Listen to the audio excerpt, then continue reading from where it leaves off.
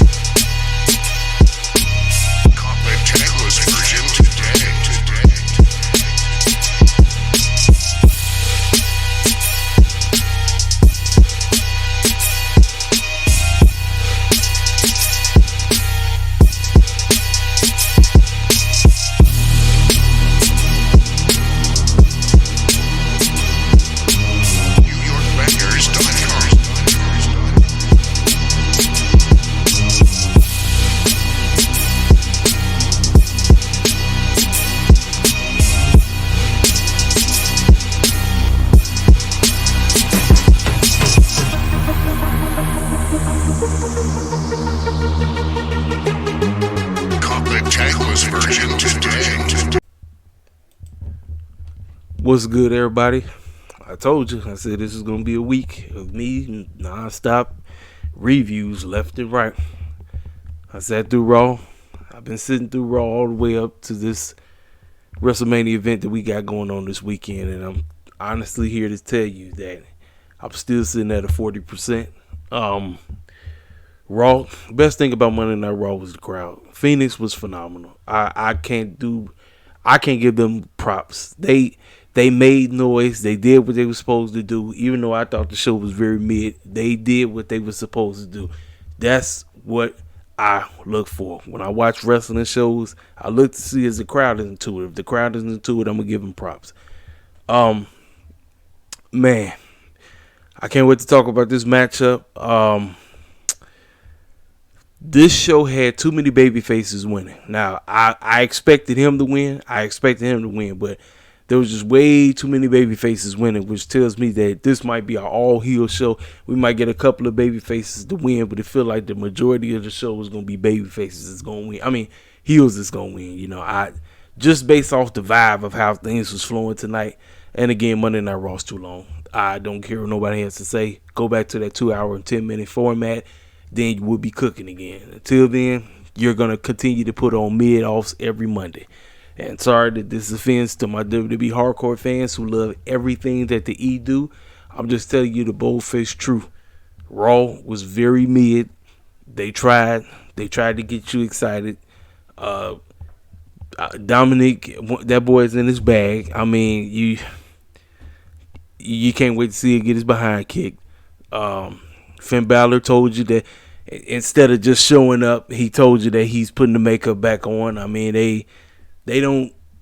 I miss the days when they just allow the situation to play out at the pay-per-view instead of telling everybody ahead of time, because that's one of the biggest problems one of the biggest issues that kills wrestling today is that they don't know how to surprise anybody. They can surprise people, they can swerve people, but I'm talking about how it used to genuinely be. It used to be a very genuine thing when cats would come in or cats would show up out of nowhere or cats would do things, you wouldn't know nothing about it. But because social media has dominated wrestling, the wrestling, the media clowns in the wrestling industry, how they post everything ahead of time, and then you got the but bookers themselves. They put absolutely no effort into it. Triple H and Vince had absolutely no desire to make this show feel like this was a good go-home show. It wasn't. This is a very mid go-home show. People going to be mad at that. I don't care. I'm just telling you both if it's true. I'm going to predict a couple of the matches. I won't predict all of them because I want to just do a full prediction video, and I think I might do that on Thursday. I think I might come to you Thursday and give you a full prediction video. That's what I'm going to do. So I may say some of the matches that I think is the person that's going to win, who the wrestler is going to win. But I think Thursday is going to be the day where I come on here and I give you a full predictions video on who I have walking out of WrestleMania with a victory. So let's go ahead and open up the show live from Arizona. Phoenix was hot. They was very hot. They were hot when Dynamite was out there. They was hot again for WWE. So I give that crowd props. We open up with Garbage Miz TV. Miz is out there talking about he's going to be the host of WrestleMania. Who gives a crap? He calls the girls out. Becky, Lita, and Trish come out, and he's instigating. He's trying to get things stirred up. He's trying to say, you're the man. Why the heck do you need Lita and Trish? And then they give their rebuttal. Next thing you know, Damaged Goods comes out. Damaged Goods comes out, and they go back and forth. Everybody say what they had to say, and next thing you know, it turns into a matchup. We get Becky versus Io, and I asked myself, what the point is this with the clowns wrestling each other before the doggone pay-per-view? We don't need that, man. It's just frustrating to me. I'm like, dog, I don't remember this foolishness happened 18 plus years ago. I just don't. I don't remember Kurt Angle and Shawn Michaels wrestling each other before we got that epic match at WrestleMania 21. I don't recall Ray and Eddie wrestling each other before WrestleMania 21. I don't recall Trish versus Christy Hemme, if I'm not mistaken. I don't recall Big Show versus Aki Bono. I don't recall Undertaker versus Randy Orton. This is the same foolish bull jive that these clown bookers, yes, I said clown bookers, from Triple H to Vince McMahon to even that circus clown out there in Jacksonville. Yes, I'm talking about Tony Khan. Yes, see, people want to say, yeah, I keeps it fair, ladies and gentlemen. I cooks all of them. I cooks them, and I'm going to continue to cook them when they do retarded stuff. Do not give me the clowns that's wrestling each other before the match at the pay-per-view. We didn't need this. We didn't need Becky versus Io Sky. And you knew it was going to happen. Becky wins clean. That tells me that Becky and them ain't winning. It's so stupid. They got the tag team titles. They shouldn't be losing, period. Damaged Goods should not be winning. Damaged Good lost right here. Io lost. That tells me Trish is going to turn, which nobody wants. I told you, today's Trish Stratus is too much of a baby face. Classic Trish, I'm telling you. Yes, hardcore heel. If she was in her prime, yeah, go ahead and go through with it. This Trish is no. I ain't nobody trying to see her be a heel. Nobody. But Becky winning told me all I need to know. They not winning at WrestleMania. Trish is going to turn, as the word of the storylines that they've been pushing has been out in the dirt sheets all like weeks and weeks out. It's happening.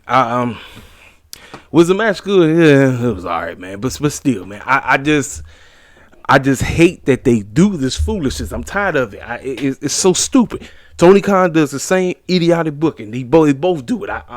It's dumb. It makes you not care about. I mean, first of all, personally, I didn't care about the match before, but it makes you not even care about it even more because you give it away. Stupid. It's real stupid. Yeah, I just talked about that. So, get a recap of the Bloodline Cody Rhodes stuff. We get comeback. Now, listen. They putting forth no effort in Asuka and Beck and Bianca. None. But they gave us this great promo about Asuka and how she was before she came to the WWE, and when she came in, that she was this dominant foe. She had this unbelievable undefeated streak until she got to WrestleMania. I mean, it's just sad. It's very sad.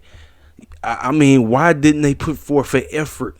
They could have had something with Asuka and Bianca. They could have. They just chose not to. I tell y'all all the time. You know how it is when it comes to cats that don't look like them, or my bad, don't have their skin tone. They just have no desire to book them with relevance. They just don't. They have absolutely no desire. People thought that promo, the video package was good. It was, but I'm like, it's too late. It's too late. The fact that you're trying to get people hyped up for a match that you're putting forth no effort into. None. Seth Rollins talks about Logan Paul, about what he gonna do to that man. Logan Paul's birthday. Apparently, Logan Paul's birthday is on WrestleMania night, and they fighting on night one. I need Seth to spoil his birthday party. I just need it. I don't care about no Logan Paul winning. That man, I just don't. So he was talking, and then Mustafa Ali came out with this court jester gimmick. Mustafa Ali's he's just an afterthought, ladies and gentlemen. He's an afterthought. Excuse me for a minute. Excuse me, y'all. Mustafa Ali, he's an afterthought. He is an afterthought, and he called himself trying to say stay positive, Rollins, and Rollins say, yeah, I'm going to stay positive about whooping your behind out there. Get your tail out there so we can get this match right now. Mustafa Ali, Seth Rollins, you already know what's going to happen. Mustafa did nothing. Seth Rollins basically beat the brakes off of him. And after that, Seth Rollins with the crowd, they singing this song, doing the whoa. I mean, the man is over like a mug. He's completely over. A lot of people in the IWC, including my main ace, Mr. King Mike, wanted this guy to be the one to dethrone Roman, but it's not going to be the case. He got there. He said, y'all keep singing my song. He said, listen, I got one thing to tell y'all. Logan Paul claims he's going to come in here and take over my spot and do what I do, get in our ring and try to do what we do in this business. Listen, if he beats me, he's right. I'm a joke or some kind of clown stuff like that. So with Seth going over like this, no Logan Paul, I just pray to God that Logan Paul does not win. I'm serious, man. If Logan Paul beats Seth Rollins, this is going to be one of the worst decisions at WrestleMania. I personally think it would be worse than even Cody beat Roman. I'm sorry. Seth Rollins has absolutely no business losing to no clown Logan Paul. None whatsoever. None. This man is too over. He's been putting everybody and their mama over. It is time for him to get his just due. It's time. Do I think Seth Rollins is a clown? Absolutely, 1,000%. I don't care nothing about the gimmick. I think the gimmick is a complete clown fest. But the fool is over like a mug. He's over. And it's time for him to get his just due. Seth Rollins must win, ladies and gentlemen. I don't care what nobody has to say. He must win. I don't care. Logan Paul is a complete afterthought to me. He's a joke. Seth Rollins handle the business. He better handle the business. Better handle the business. So then, backstage segment, we got Baron Corbin trying to talk to Adam Pearce, talk about why he ain't on the WrestleMania card. I'm like, man, you're an afterthought. You has been. You're nothing. You're a joke. And you talk about you want to be on the WrestleMania card. Meanwhile, Chelsea Green, listen, man, this Karen gimmick, that's what her gimmick is. She's a Karen. Ladies and gentlemen, I'm serious. What the heck is appeasing about a freaking Karen gimmick? Let's keep it a buck. I'm sorry. Let's keep it real. Who in their right mind gets off to a garbage Karen gimmick? We know what Karens represent. Karens represent the white supremacist bull jive that a lot of these white girls be pulling when they don't want to get their, when they quote unquote try to get their way. It's their way or the highway. And you telling us that we're supposed to be cool with this so-called Karen gimmick that Chelsea Green is running around here doing? So after woodwork, she didn't have nobody because she was like, I want to be on the WrestleMania card, and Adam Pearce said, well, technically you need a tag team partner. Sonya Deville comes out the woodwork. Now the question everybody wants to know: what in the world happened to Carmella? Don't know. No answers, no explanation, no nothing. She just straight disappeared again. I don't know. Sonya Deville and her are about to be added to the card because later on they're gonna have a tag team match against Mia Yim and Candice LeRae, who's been listen, man, look, they came back and they've been nothing more than an afterthought. You talk about irrelevant to the core. Irrelevant. Mia Yim, Meechin, or whatever name she going by, irrelevant. Candice LeRae, she just as relevant as a husband. Just a joke.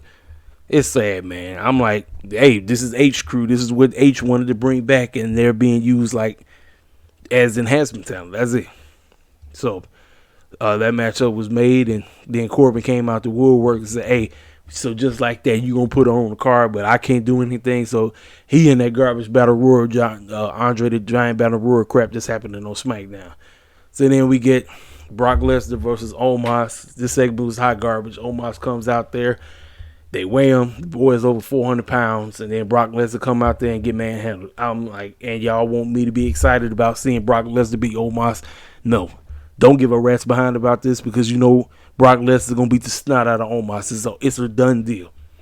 They've made Omos look like this devious force, but it's everything has just been a waste of time. People say, well, this is the spectacle. This is WrestleMania. The big giant clown versus the small guy. Who gives a crap? Who honestly gives a crap? I'm sorry. This whole situation was terrible. It was hot garbage. MVP out there trying to make things make sense. It was stupid. Talk about Omos gonna beat the brakes off of you, bro. No, he not. Crowd was saying Suplex City. He said he won't German suplex him. He won't F5. I'm like, he telling you exactly what's gonna happen. You know. But it is what it is on that situation. We get We get a video package about Charlotte Flair, about why she is the queen and the android and all this other foolishness and everything. So then Rhea Ripley talks backstage about what she gonna do to her. Now, ladies and gentlemen, they still have not said the main event for night one. They haven't. I was patiently waiting. I was waiting on them to say what was gonna be the main event. They didn't even say a word. They didn't say anything. People just said, "Oh, it's gonna be the tag team." They didn't say nothing. People said it's gonna be Charlotte and them. They didn't say nothing. I still think it's gonna be Charlotte and them because they didn't say anything. SmackDown will tell us everything on who gets the main event of night one. Really, I still think it's going to be Charlotte and them, because if that was the case, they should have acknowledged it tonight. They should have said, okay, one of these two groups is getting it. Either the tag team is going to get it or Charlotte and Rhea. So we get, let's see. Okay, so next up is the men's tag team facing each other. I'm like, again, why am I seeing this? Why am I seeing the four clowns face each other when they gonna beat the snot at each other at WrestleMania? It's just retarded. It's stupid. Finn Balor cut a promo about what he gonna do to Edge, and he said Edge can get the brood and he can do all this and he can be baptized in a cell and all this. And you keep saying that I need to bring my demons. He said, well, I am the demon, and they showed him with the makeup on. So, you know, decent promo. At the time, I thought it was probably the best promo on the show until we got the dominate part. But Alpha Academy, Chad Gable, Otis, Viking Raiders, Braun Strowman, Ricochet, and the Street Profits. Decent match, but I did not want this because I already knew. I said they probably going to have Montez get the pinfall, and y'all already know what that means. The Street Profits are not winning, y'all. They ain't.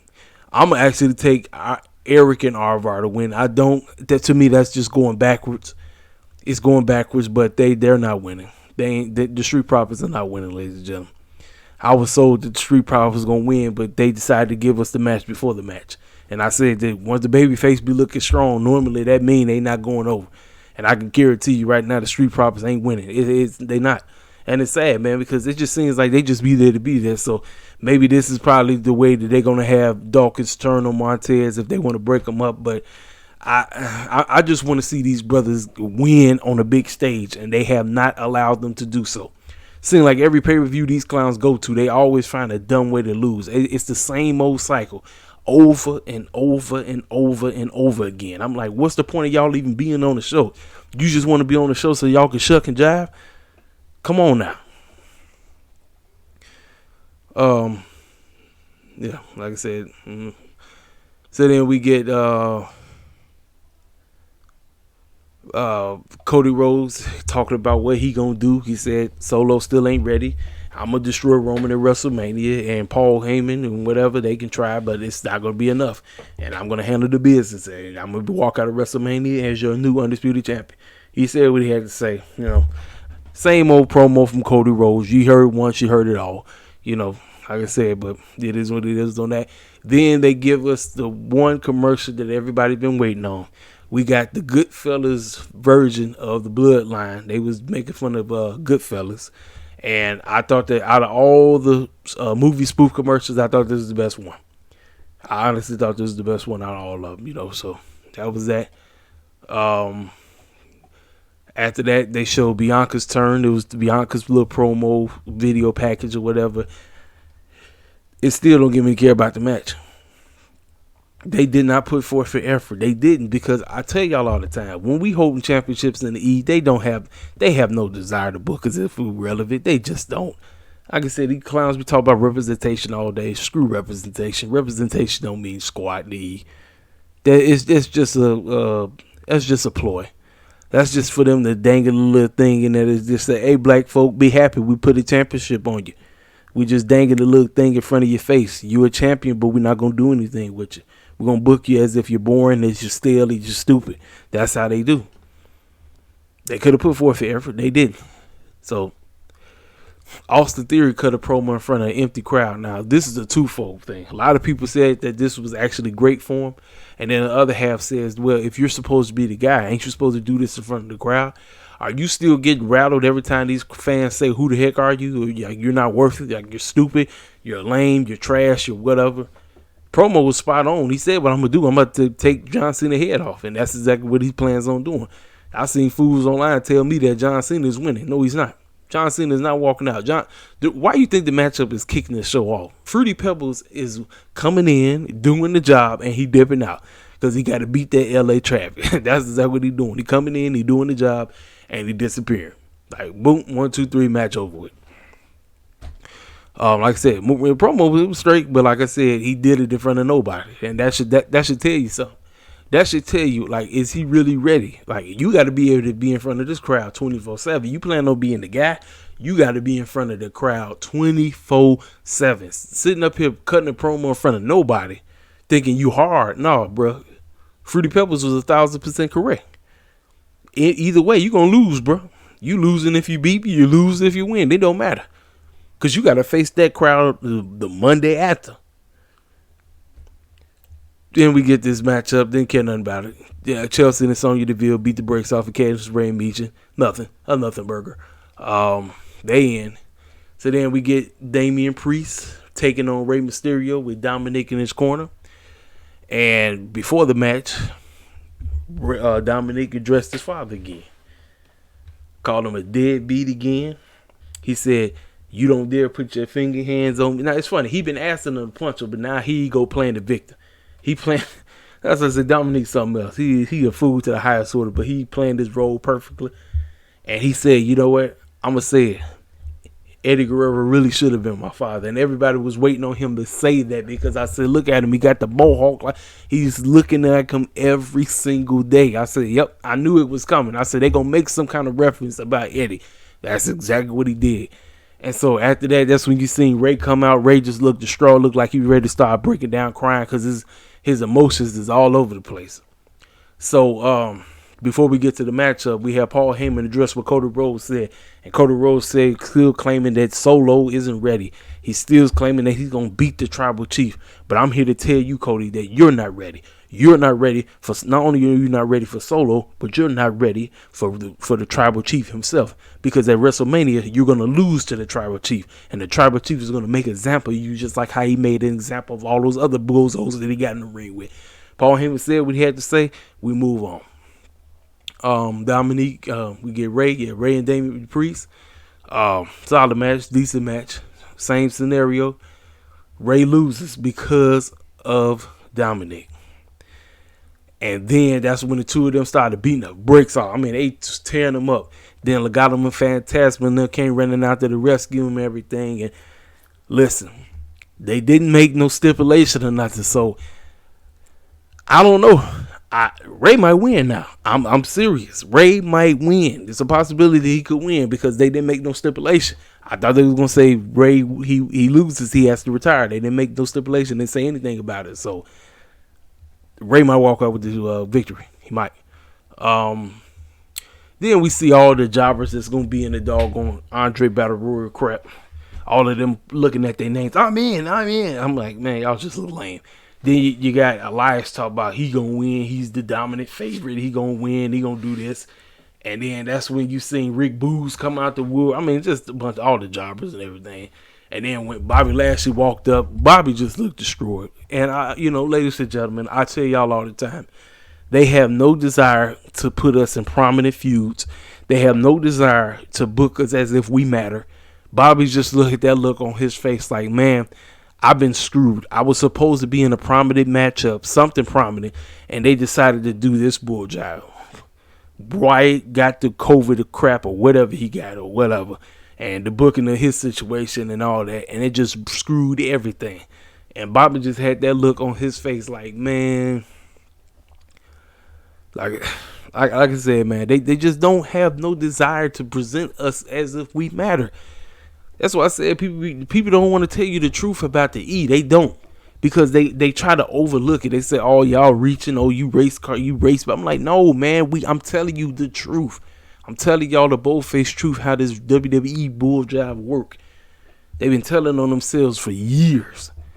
And like I said, I seen it in Bobby's face. Bobby just looked like, man, I'm stuck in this jobber battle royal crap, which I'm probably not going to win. Bronson Reed pulled up. Johnny Gargano and the Good Brothers pulled up. I mean, Dexter Loomis pulled up. Listen, my favorites is either LA Knight, Bronson Reed, and he even tweeted about it. That circus clown TikTok boy. You know who I'm talking about. I'm talking about Karrion Kross. He might win that thing. I mean, it's a job about it, because they do absolutely nothing with the win. They tried to make it as if it was a prestigious situation, but it's not. It's just jobber battle royal, you know. So then after that, Imperium and Gunther come out there. Gunther has a matchup. And before we get the matchup, it's him and Dolph Ziggler. We got Sammy and Kevin talking about what they plan on doing at WrestleMania, how this is more than just a moment of them winning the Undisputed Tag Team titles. They both got their start in LA or something. Now, you would think that this would have been a proper time for them to actually say that they going to get the main event spot. They didn't say anything. So everybody is still being left on the cliffhanger like, what the heck is who got the main event? I'm telling y'all, the women got the main event, whether y'all want to receive that or not. They didn't even have to tell you, even though they told you several weeks ago. Ric Flair got the tweet up there. He got the tweet. The tweet says, my daughter and Rhea are going to main event night 1. And as they were standing, they were standing in front of the ladder. I was thinking, oh, are they going to make this a ladder match or something like that? No. But they said they can't wait to beat the brakes off of. So, they did a decent promo, you know. Then we get this matchup. Dolph Ziggler. I mean, what you expect? Dolph Ziggler had so much promise like over a decade ago. Like, he had so much promise. I thought he was going to be a major factor in the E. And he's just, to me, he's just there to get a paycheck. Honestly, that's all he's there for. He's really not there to do anything. He's not there to elevate nobody. His matches have been very mid as of late. I really haven't seen a decent match from Dolph Ziggler in years. Even as good as Gunther is, I thought this matchup was garbage. And you knew Gunther was going to walk in there, handle the business, do what he had to do, and dip out. And that's what he did. And then so he beat him, and they make a promo. Now, I'm not going to lie. Gunther sounded retarded to say right here. He set up there and said, hey, I'm still trying to figure out why the Adam Pearce justify me being in this triple threat. I'm like, dummy, your boys are the reason why it's a triple threat. They basically destroyed the matchup, caused it a no contest because they both interfered against Drew and Sheamus. You want to play this dumb victim game as if you don't know why. Like, come on, bro. Quit playing stupid. Quit playing stupid, bro. You know why this is a triple threat. Oh, I don't know. But he said, either way, I'm still walking out with this Intercontinental Championship. No, he's not. Sheamus got this on lock. It's a wrap. It's over. He got it on lock. Then we get to the main event. We got Cody come out there. They sing the song. Y'all know the fans love that song. They love it. They do the whoa, you know what I'm saying? But he comes out. Then Solo and Paul Heyman come walking out there. And ladies and gentlemen, I watched this matchup. I watched this, and I'm going to be 1,000%. Solo is a good wrestler. You know Cody's good, but chemistry is the key. And the crowd was on fire through as much as this show was a very mid show. The crowd was on fire until we got to this actual matchup. Once we got to the actual matchup, man, you heard crickets. you heard legit crickets. They only popped when it looked like certain things was finna pop off. You know what I'm saying? Like when the Usos came out there to cause a distraction, and then Kevin and Sammy came out there to take their behinds back to the back, and Solo looked like he was gonna get the victory, and Cody Rhodes said, "To heck no, I'm not. You ain't getting no victory." He did 2 crossroads. He did the little jump off, looked like an RKO when he jumped off the rope and stun you. He did a couple of those, and Solo is now no longer undefeated. Solo has finally got his first pinfall in I think 7 months. So that's pretty big for Solo to actually go that long without losing. That's big. So he wins, he gets the victory, and Paul Heyman looks shook. Ladies and gentlemen, we're off to the fences. Cody Rhodes looks strong. He continues to look strong. He looks strong, too freaking strong. Roman Reigns has looked like a peon. Ladies and gentlemen, the main event of Friday night, when these two finally get in the face with each other for the, second time or third time, will tell us everything. Could Cody still win even with him beating Solo? Absolutely, because the WWE has done this plenty of times. They've done this where the babyface beat the heel or made the heel look stupid, and then they still went on to win. So it's not a foregone conclusion that Cody Rhodes is going to lose. However, the best decision, I'm telling you, Roman must pass 1,000 days. He must. He has to. If you really want to tell the correct story, Roman must walk out of WrestleMania with the titles. He has absolutely no choice but to. He has no choice. I'm serious. I like I said, there's no disrespect to Homelander, but Roman must retain. He has to. And I'm sorry to you hardcore AEW and WWE fans who love Cody Rhodes that you want this fool to win. Listen, the best decision, is what's best for business is for Roman to retain. It just is. And no, he's not going to hold it for the remainder of the year. No, he's only going to have it for April, May, June, July, 4 more months. 4 more months. That's it. We got 4 months of storytelling for Cody Rhodes or Jey Uso to potentially take those titles off that man. It sells itself, man. It's not that hard, man. But like I said, the main event, man, was a very mid-made event. The chemistry matters. Crowd, they was in it, but they was out because they saw. I heard crickets. I said, "Oh, that's not good, ladies and gentlemen. Y'all want this man to walk out of WrestleMania?" I said, "Y'all careful what you wish for. Careful what you wish for." Salute to my girl Stacy Keibler. She is officially a part of the WWE Hall of Fame. She is the latest inductee to go in. Kudos to her. I remember I was a huge fan of Stacy Keibler back in the day. To this day, I will never forget what happened to her at the hands of Randy Orton's snake behind. I remember him RKOing her, and I was feeling some kind of way for the longest time. I said, "How you gonna do my girl like that, man?" But my girl has come a long way. She was with the Dudley Boys and WCW, came in there being with them. And somebody posted a picture. They said all 4 of the ladies are in, from Tori Wilson, Trish, Lita, and now her. They all in now. So congratulations to my girl Stacey Keibler for being inducted. I think it's well deserved. Kudos to her. Ronda. I don't think I said anything about this. Ronda Rousey went CM Punk. She pretty much said that the women's division is being booked by I forgot what the word that she used, but the word means somebody that's 80 and 90 years old. So if that's the case, if that doesn't tell you that Vince is back, I don't know what will. Rhonda, I'm sorry, but I mean, you're right, but ain't you the one that don't really care about being there? So why should you care? Why should you give a crap? Let me see, is there anything else I need to speak on before I get all Lessa Bliss was on the doggone Mad Singer, and she had a health scare. She was doing some skin cancer situation or something like that. But thank God she was able to pull through, and she had fun on the Mad Singer or whatever. Tomorrow, Moxley is going to be on the Swipe podcast to talk about this CM Punk crap. Ladies and gentlemen, listen, y'all. Do you look? Just wait to Double or Nothing. Just wait to Double or Nothing. That's all I'm gonna say about that. And I'm gonna end this review. Like I said, I thought the show was. Listen, there were some good things on the show, but overall, it was just. Let me tell y'all something. Do y'all know that my tail is basically trying to hype myself up for this program by bumping Roman Reigns' theme song. Roman Reigns' theme song goes so doggone hard, y'all. I'm telling you, I've been bumping that song day now all day. I'm trying to hype myself up for WrestleMania, and that's the whole point of the job of the television show. The television show is to get me hyped for this pay-per-view, and they have not been able to do it. It's only been like a small portion of the show able to do it. The rest of them, they just doing what the heck they want to do, and it's not really cooking. It's not clicking with me. And this is, like I said, this is no knock to the fools that absolutely are excited. They can't wait for it. Y'all can be happy for it all you want. I'm just telling you, this is me. I gotta hype myself up, and that shouldn't be. It should be the wrestlers themselves. It should be the booker themselves. They the ones that's supposed to get me hyped for this pay-per-view. Ladies and gentlemen, I will talk to y'all cats tomorrow.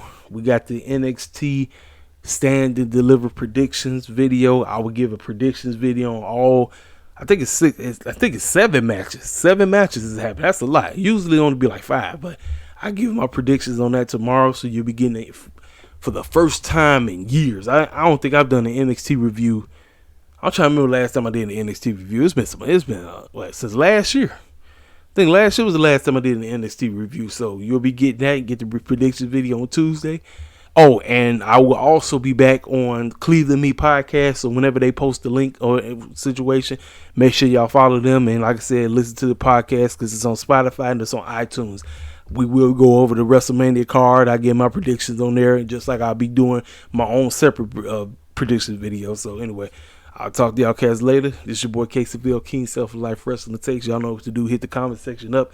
Hit the like button. Subscribe if you're new to the channel. I will talk to y'all cats later. Holla at your boy.